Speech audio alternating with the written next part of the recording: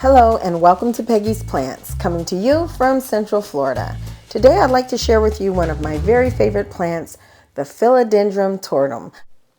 I'll share some facts about the plants and how I care for mine and keep it happy and thriving.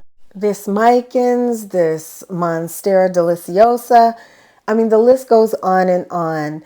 The plants that for some reason I'm just drawn to and really like, my favorites.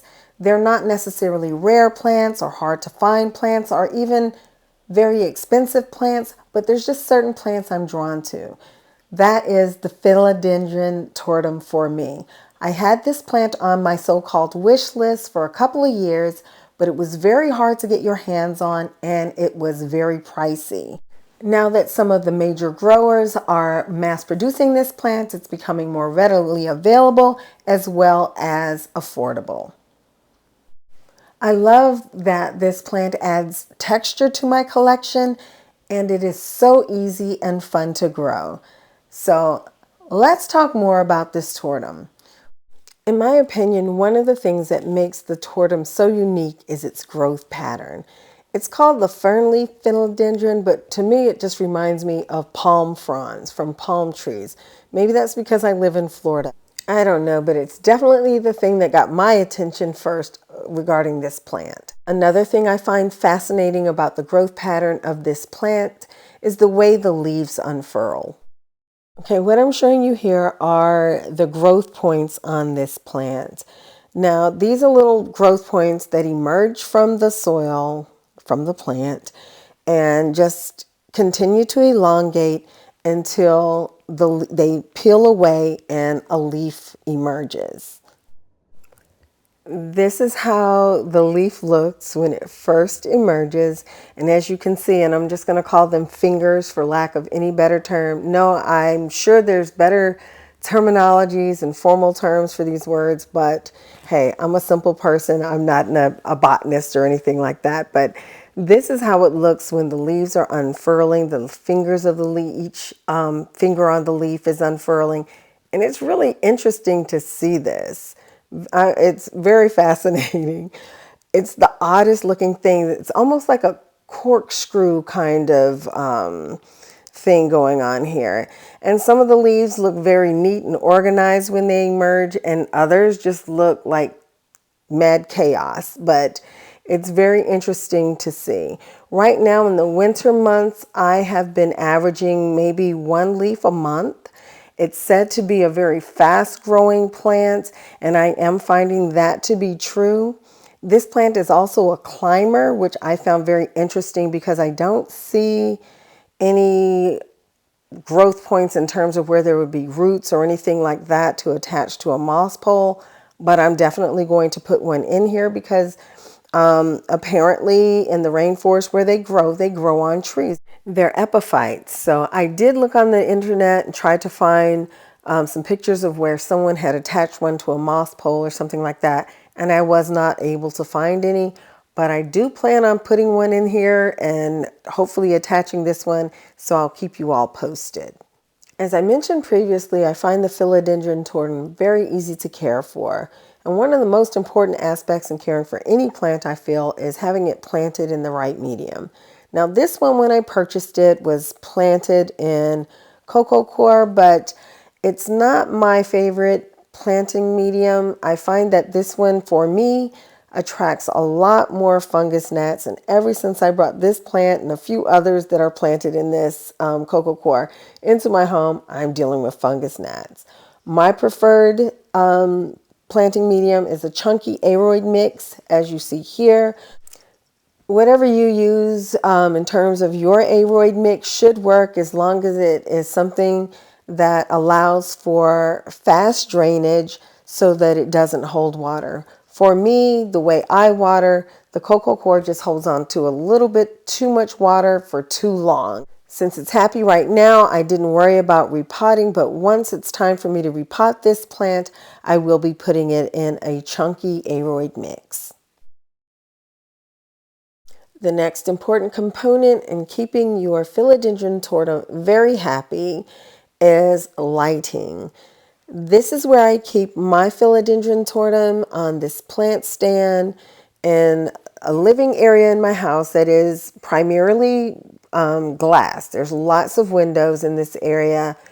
It's east facing, so in the morning it gets lots of indirect light. It's nice and bright, but it never gets direct light. There's also a curtain over here so that when the sun is in a particular area where it tends to get a little more harsh light, it is well filtered, as you can see here. And I also have blinds so that I can control the amount of light that the plant gets. I do not supplement lighting for this plant at all with grow lights or anything like that. And it seems to be very happy. So lots of bright, indirect light. One of the first questions I tend to get about any plant is, how often should I water my whatever? I am always hesitant to tell anyone how frequently they should water a plant, because the conditions for a plant in each home is different. It has a lot to do with how warm your house is, how cold your house is, what kind of soil mix you have that plant in, how well draining your pot is. All of those are factors that will play into how frequently you need to water your plant. So my suggestion and what I do is I use a moisture meter, and this tells me when I need to water my plant. I do not water this plant until my moisture meter tells me that it is dry. I mean, over in the red. This is what it looks like. It's just a little meter connected to a probe, and it takes the guesswork out of knowing whether or not the soil in your plant is still wet. I like to let this plant dry out. Using this meter is as simple as just inserting it into the soil. Do not rest it on the bottom. But as you can see, this one says it is dry. So for me, it's time to water my tortum. I like to insert the moisture meter in two different areas of the plant just to make sure that one side's not wet and one side is dry before I water. But this gives me a great indication of the condition of my soil. They're very inexpensive. I will have a link in the description box below where you can find yours. I am a bottom waterer, and a lot of people don't understand what I'm saying by bottom water. If you're new to plants, I get it. This is what I do. I put it in a big bowl. I actually have my systemic pesticide in there. That's what you see at the bottom. I add that. I also add my fertilizer to this water if it's time to fertilize. And then I simply take the pot and set it into the water. I leave it in there until I start seeing evidence of moisture at the top of the soil. Sometimes that can take an hour. Sometimes it might take, a couple of hours. It depends on the absorption rate of your soil. So once you see evidence of moisture on the top of your soil, you can look. In some places it's a little bit darker. You can tell that the water has reached the top. Then I'll just remove the plant from the water, set it aside in a dish to drain thoroughly, because you don't want it to be sitting in any water if you use like a cache pot, a decorative pot, or anything like that, like I do. So I want to make sure that this pot does not end up sitting in any water that drains from the soil. So I'm going to set it aside here in this bowl and let it continue to drain. Bottom watering is my preferred method of watering because it enables me to ensure that my plant is thoroughly watered and that there's no dry spots. Now, if you are doing everything right with your plant, you're taking care of it, you've got the watering right, you've got the lighting right, you have the soil right, and you still just kind of feel like your plant isn't thriving, it may be that you're not fertilizing. Or if you are fertilizing, maybe you want to try a different one. If you've been following my channel for any time, you know I like to do everything as inexpensively as possible. So for many years, I've been using one of the most inexpensive fertilizers on the market, and it has served me well to an extent.